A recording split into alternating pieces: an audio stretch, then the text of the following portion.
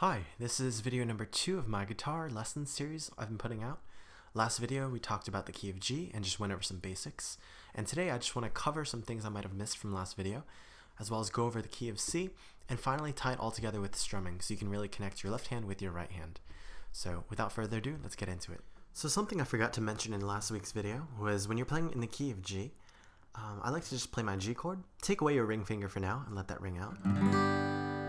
Now you're going to take your pointer and add that onto the first fret of your B string, turning that into a C, and now try that. So you have a little more of a suspended chord as well, and to resolve that, simply put your ring finger back on to get back to the original G chord. So you can kind of alternate between an open, very open chord, a suspended G, and then a resolved G right here. And that should give your playing a little more of a folky flair. Also, if you're playing Good Good Father by Housefires, that's how you play the intro. And yeah, that should just overall give you a little more flexibility when you're playing in the key of G. In addition, I like to play the key of G with a lot of hammer-ons and hammer-offs as demonstrated in the last video, but I like to add on a pinky and kind of stretch that up. So let me demonstrate what that sounds like. So I like to move my pinky 2 frets up. It's a little bit of a stretch, but if you can hit it, you get that A sound in there. Back down. And feel free to mess around with the A, maybe the F sharp.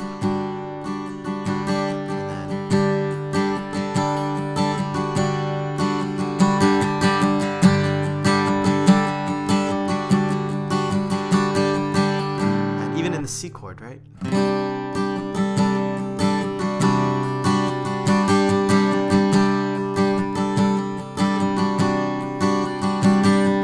Even in the E minor chord.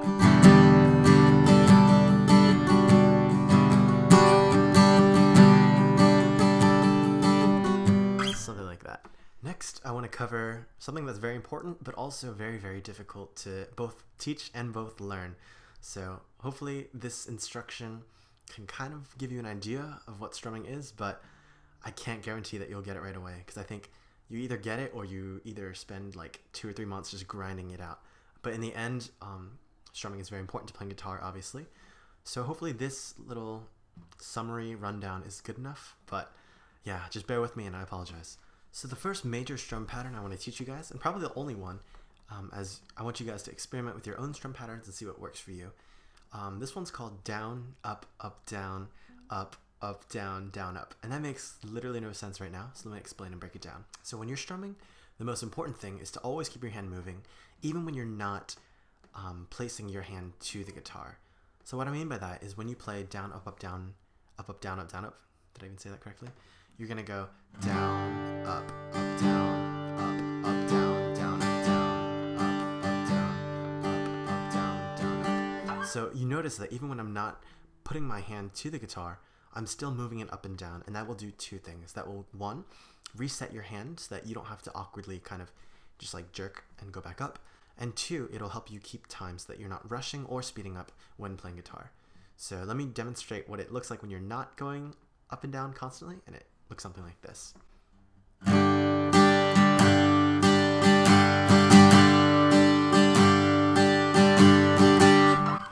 So fortunately I didn't rush, I don't think, but it looks very awkward and it just feels very unnatural to do that. So when you're constantly going up and down, it'll allow you to reset without having to just kind of jerk up and down like this.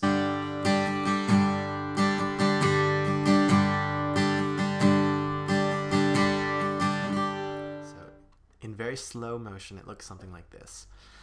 Down, up, down, up, down, down, up. And then you kind of repeat that over. So let me just go over that one more time and just kind of loop it so you guys get a feel of that. So it goes down, up, down, up, down, down, up, down, up, down, up, down, down, up, down, up, down, up, down, down, up, down, up, down, down, up. So when you're strumming back up, I think it's very easy to strum down and hit all 6 strings, but on the way back up, it's a little harder to scoop up all 6 strings. So honestly, I don't even try to go all the way back with like, right? I think that's just unrealistic and it will slow you down.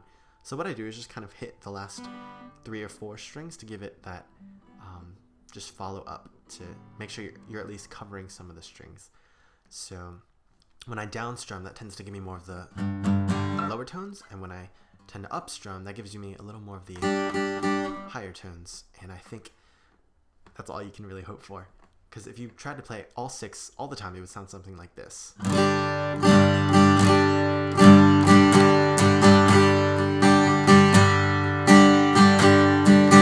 And it sounds like you're trying very hard. So I try to just play the minimal, play the basics, and hopefully your band or your vocals or anything can fill in kind of what you're missing. Because guitar is, when it comes down to it, an accompanying instrument. Unless you're playing folk guitar, which I have no idea how to play, this is pretty much what you're going to be doing. So hopefully this strumming tutorial helps it a little bit. I know it's as clear as mud right now, but if you'd like further one-on-one instruction or have personal questions, feel free to let me know. Another explanation for strumming is that each quarter note that you're playing in 4/4 time, right? There's 4 quarter notes in a measure. Each quarter note is broken down into 4 16th notes. And so to subdivide in your head, what you want to do is just play every single 16th note out. Not on the guitar physically, but kind of mentally. So what I mean by that is we're going to in our heads go 1, 2, 3, 4, 5, 6, 7, 8, 9, 10, 11, 12, 13, 14, 15, 16. And so that was pretty bad, but what you're going to do is kind of think of that ongoing count in your head while thinking about the ones you actually want to play. So from transitioning from all 16th notes, going from this,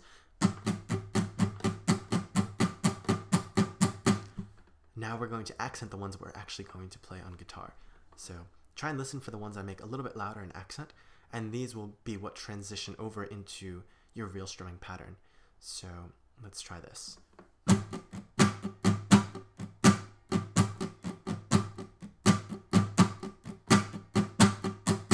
you kind of hear how that went from that into, the accents? Now we're going to take the accented notes and transpose that into real guitar playing. So what I'm going to do first is go from all 16th notes for one phrase, accent them to give you an idea of what you're going to be strumming, and thirdly, actually strum that out on guitar so you can kind of get a feel for that. So let's start.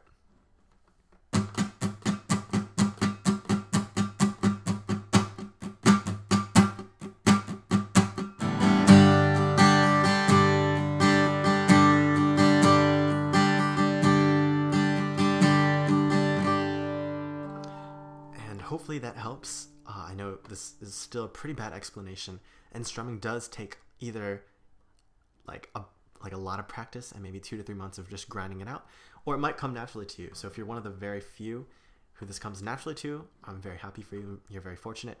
But if not, this is going to take quite some time to practice and really organically do this without thinking in your head, 1, 2, 3, 4, 5, 6, 7, 8, 9, 10, 11, 12, 13, 14, 15, 16 all the time. So hopefully this helps, and I hope that you were able to grasp a little bit of that. But yeah, I apologize for just the very poor instruction on that part. But let's move on to the key of C, and we're going to go over some of the C chords. So next, I want to move into the key of C chords, and you're probably wondering, wait, didn't you just teach us a C chord in the key of G last time? This guy? Yes, I did, but the key of C has a very different sound, and if you did keep this pinky on, it'd sound very weird and very awkward. So what I want to do is just go over the C chords in sequence and kind of give you an idea of what it should sound like. So here's the C progression. It goes C, then G, which is also different from the G chord I taught you last time, A minor, and F. So you notice how this has more open sound. It has definitely a more mellow, and you get a lot of the E colors from leaving these open strings. Something like that. And so in the key of C, although these do share chords with the G progression, I'm going to teach you these unique chords that you can play in the key of C, so that when you play in the key of C, you really know that you're in it. So it's not very ambiguous, and so when you blend in with other instruments or vocals as well, it just sounds more distinct from just playing random chords in the key of G. So, without further ado, let me teach you the C chord. So the C chord, which I very briefly went over when I talked about that D suspended tension thing last time, what you're going to do is just put your ring finger on the 3rd fret of the A, turning that into a C. You're going to take your ring finger, putting it on the 3rd string, which is the D string, turning that into an E. So you have you're going to skip this G string, you're going to keep that, let it ring out, and put your pointer on the B, turning that into a C. So now you're going to let all 3, so it's 3, or this is ring open, 3, 2, that's ringing out. Your first finger goes here, and let everything ring out just like this. And that's going to be your C chord. You can also let the top string ring out to get that C over E inversion, which I mentioned before. And in addition, what I've been learning recently is that you can play a C over G chord.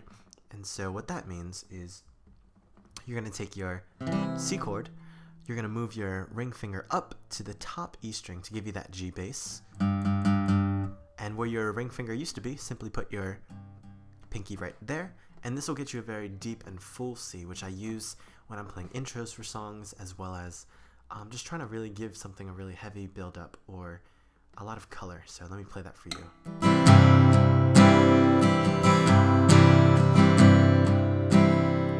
And that sounds very full, very deep, and that's been one of my favorite chords actually recently. So what I do like about the C progression is that it's very flexible and it allows you to either accompany yourself or others very well. And what I mean by that is that it's very mobile and you're able to kind of go entire scales and cover a variety of notes by simply, moving your ring and middle finger. And so when you go to a C, the next chord I want to teach you would be the G, and it's very simple to just transition from that C into the G. So what I do for the G, a very weak G that I like to play in some cases, is you just simply take your ring finger and you just put your middle finger right behind it, and that's literally it. You put your ring right here, 1/2 step below, to give you that B, and you're keeping your pointer still on that C, and you have a very weak G chord like this. Hear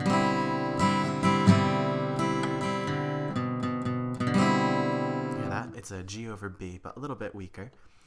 And in addition, to give it a little more color and a little more of a G flavor, you're gonna put your ring on here, on that 3rd fret of the low E, turning that into a G. So you have your, and that would be your G chord that you use in the key of C. You could go from this C into a G that I taught you before like this.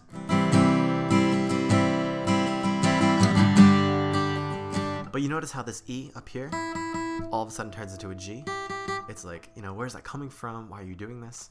So what I like to do is just keep everything, like I mentioned before, keep it very streamlined and keep it very natural in the terms, in the way that the E is just staying constant, allowing you to keep your mindset in the key of C.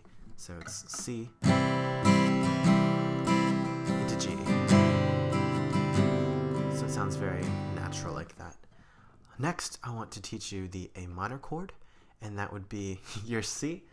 And all you do is literally take away your ring finger, leaving this C into an A. And now you just strum the rest. And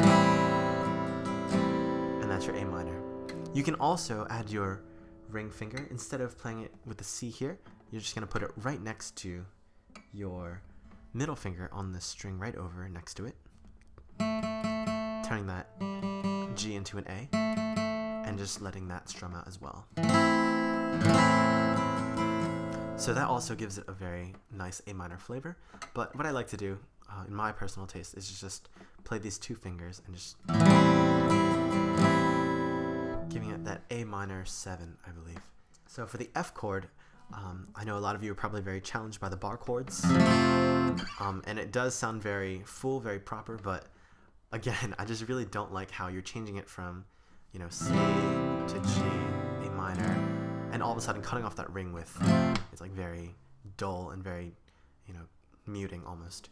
So what I like to do for my F, for both, sound-wise and for just ease-wise, I like to kind of cheat and play my F just like this. What I like to do is take my C chord, take my pinky and put it right next to my C right here to give it that F, and I'll just take my middle finger and move it one string down from that D string to the G string,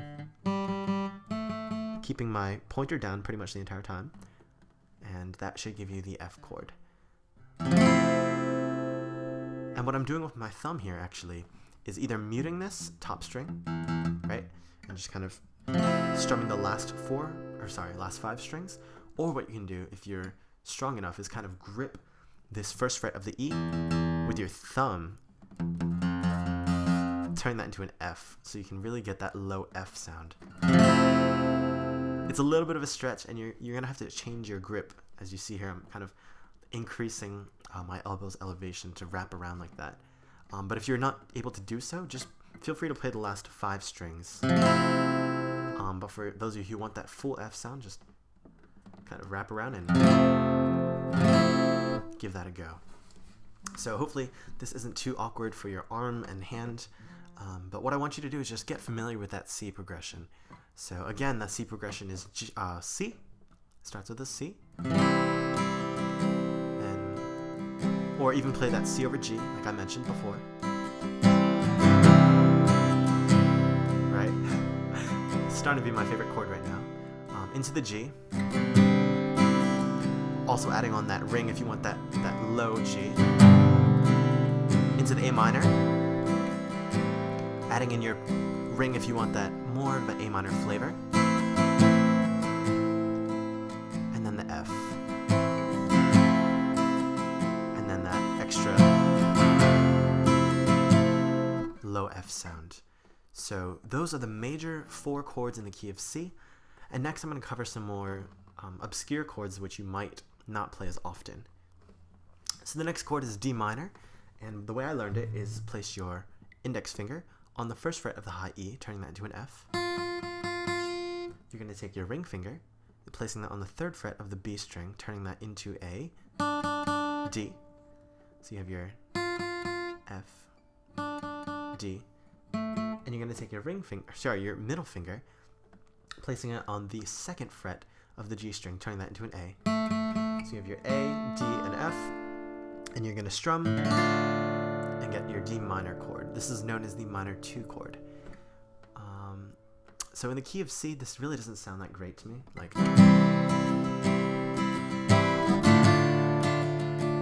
But that's just the way it is. So I really don't prefer to play it. I prefer to play in other keys. But there it is. In addition, you can actually take your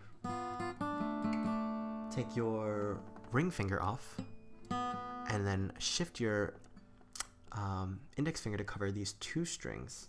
So instead of playing just like this, you're just gonna go like that and bar these 2 with your index and go like this. So it sounds a little more jazzy, I guess, if you're into that.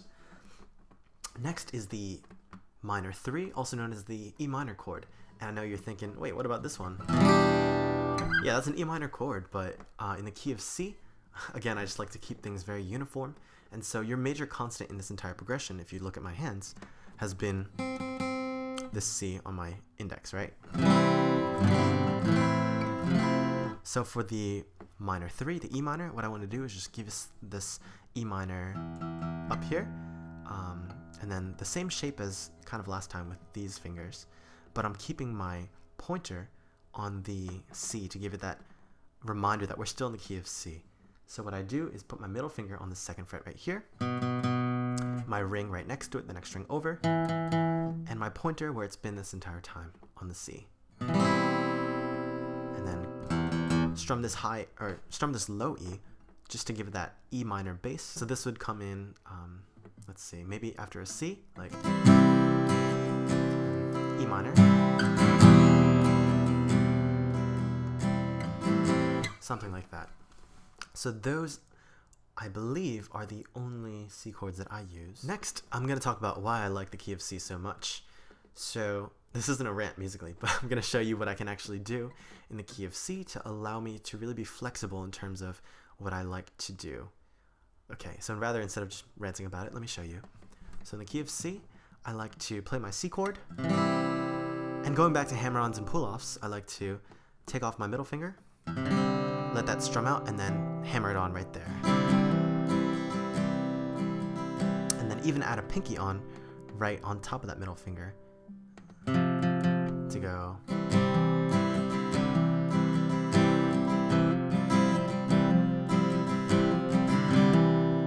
So you get that very nice color and movement throughout your C.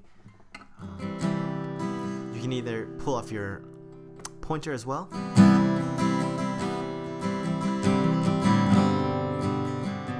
and then add your pinky right next to it as well. So you'll start to see some patterns as you play guitar, that you're really adding on fingers to where they belong normally. And so you'll see that this pinky tends to accompany this ring right next to it, wherever you go.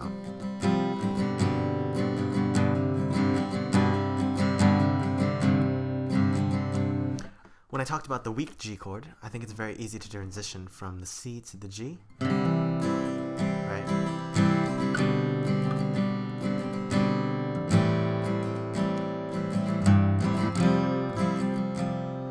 So my favorite thing to do in the key of C is actually to kind of walk down. So if you think about the song Home by Philip Phillips, he kind of walks it down like, just know you're not alone, 'cause I'm gonna make this place your home. So he kind of, as you can see here, I'm walking it down from C to B to A to this low G right here, and then my F. And after I play F, I like to follow it up with a C over E, right? Instead of going, that's like, okay, I'm jumping around. But if you want to drop it, to continue that bass walk down,